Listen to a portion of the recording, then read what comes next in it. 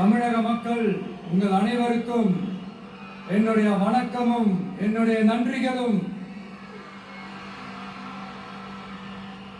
குறிப்பா திருச்சி கிழக்கு தொகுதி மக்கள் உங்கள் அனைவருக்கும் என்னுடைய ஸ்பெஷல் வணக்கமும் ஸ்பெஷல் நன்றிகளும். இதை நான் ஏன் இப்படி சொல்றேன்னா, என்னை இப்போ பெரம்பூர் தொகுதி எம்எல்ஏன்னு தான் சொல்லுவாங்க. பட் ஆனா அது எலெக்ஷன் கமிஷனோட அந்த சட்ட விதிகளுக்கு மட்டும்தான் அப்படி. ஆனா என்னை பொறுத்த வரைக்கும், தமிழ்நாட்டை பொறுத்த வரைக்கும், தமிழ்நாட்டுக்கு எப்படி திருச்சி ஒரு இதயம் மாதிரியோ, அந்த மாதிரி என்னோட இதயத்துக்கு திருச்சி கிழக்கு தொகுதி மக்களும் ரொம்ப ரொம்ப ரொம்ப க்ளோஸ் தான். அதுல எந்த மாற்றமும் கிடையாது. சரிங்களா?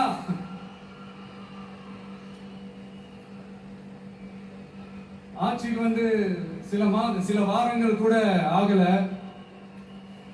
6 மாசம் அமைதியா இருப்போம்னு சொன்னவங்களாம் 6 நாள் கூட அமைதியா இருக்க முடியல. ஆட்சிக்கு 1/2 மணி நேரத்திலே ஆரம்பிச்சிட்டாங்க. பாவம், ஒரு கல்யாண வீட்டுல எல்லாம் போய் புலம்பிட்டு இருக்காங்க.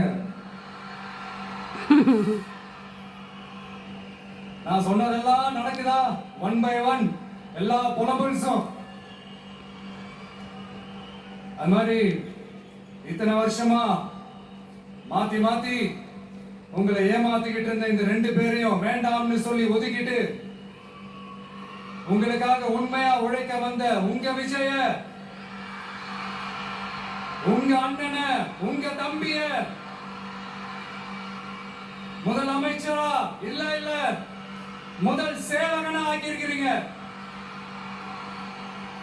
தலை வணங்கி ஒட்டுமொத்த தமிழக மக்களுக்கும் இந்த நேரத்தில் என்னுடைய நன்றியை தெரிவிச்சுக்கிறேன். இந்த நேரத்தில் எங்களுக்கு ஆதரவு தெரிவிச்ச அத்தனை இயக்கங்களுக்கும், அத்தனை இயக்கத்தின் தலைவர்களுக்கும் மீண்டும் என்னுடைய நன்றியை தெரிவிச்சுக்கிறேன்.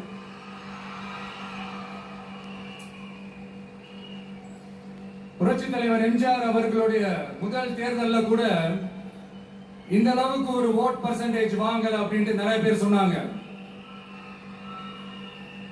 ஆனா நீங்க டிவி கேட்க அவ்வளவு